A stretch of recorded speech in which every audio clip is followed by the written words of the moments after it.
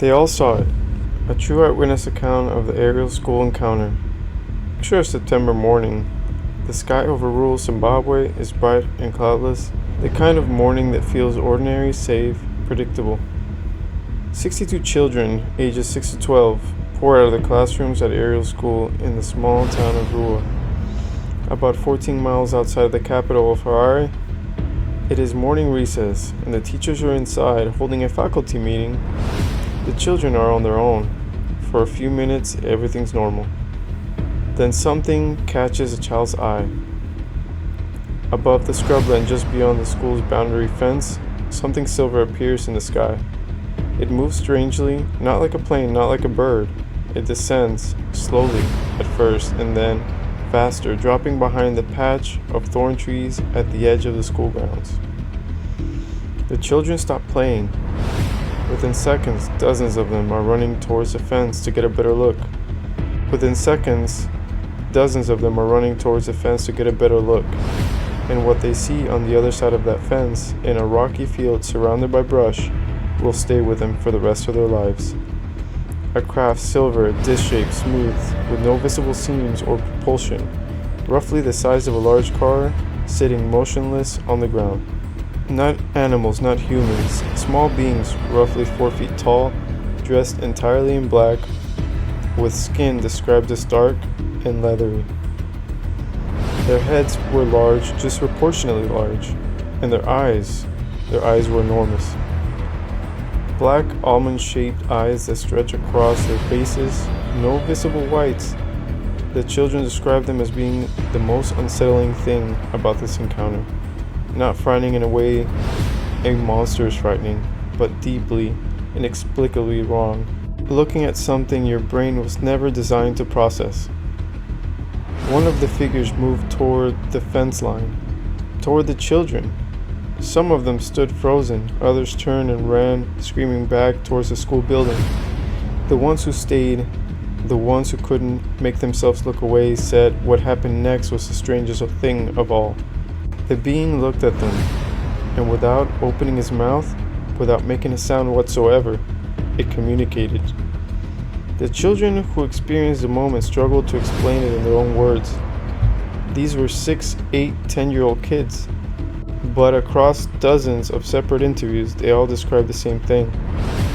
A feeling, a knowing, words placed directly into their minds without any sound. The message, as best as the children could articulate it, it was a warning about technology, about what humanity was doing to the earth, about trees disappearing, about the air going bad, about a future that, if nothing changed, would not be a good one. One girl, 12 years old, told a journalist, "Don't be so technologued. You're making harm to the world." She had no way to fully articulate what she felt, but she knew with certainty she couldn't explain that the message had been placed inside of her head by something standing 30 feet away, something that had never opened its mouth.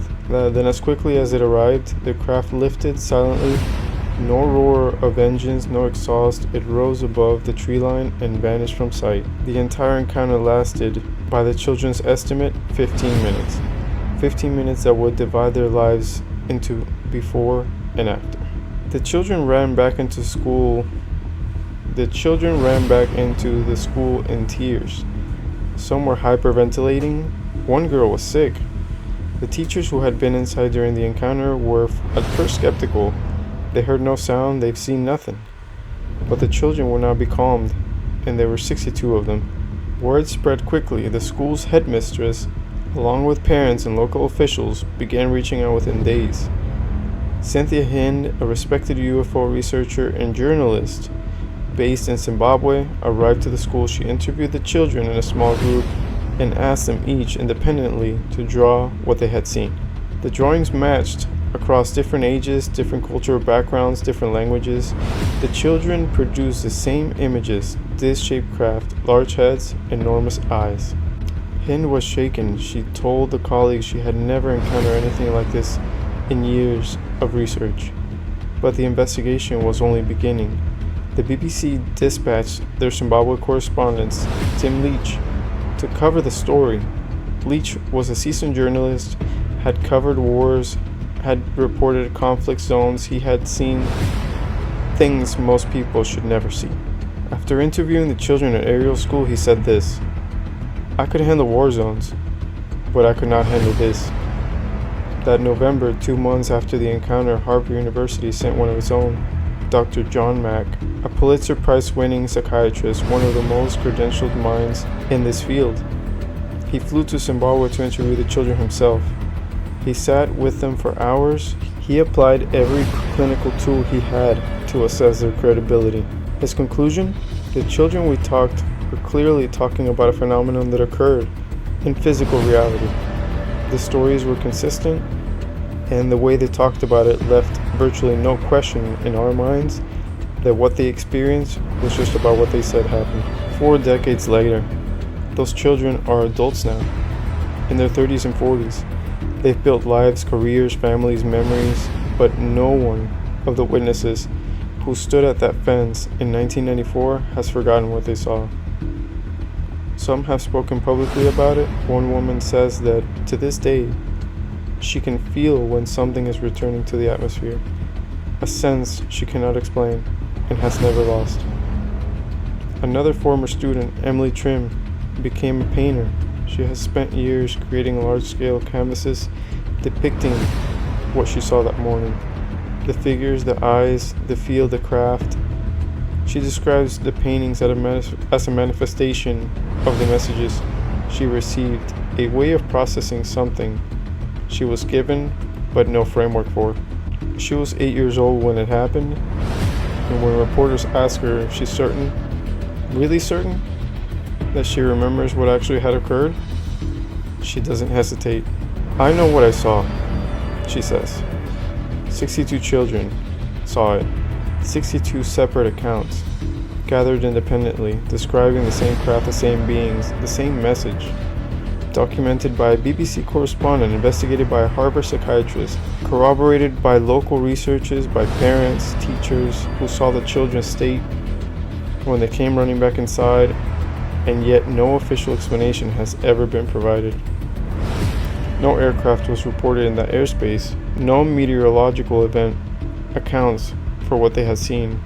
No explanation of mass hysteria holds up against 62 independent, consistent testimonies from children who were separated and interviewed before they had a chance to collaborate. To this day, the 1994 Ariel School encounter remains one of the most thoroughly documented, most credible, and most deeply unexplained close encounters on record.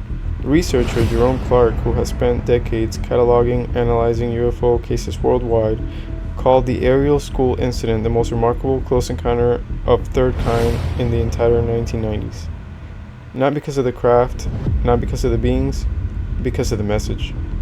Whatever came down in that field September morning in rural Zimbabwe, it didn't land near a military base, it didn't approach government facilities or research institutions, it didn't seek out scientists or politicians or anyone with authority. It landed near a school, it spoke to children. You can dismiss one kid with a wild story. You can explain away 2 or 3 with peer pressure on a playground imagination. But 62?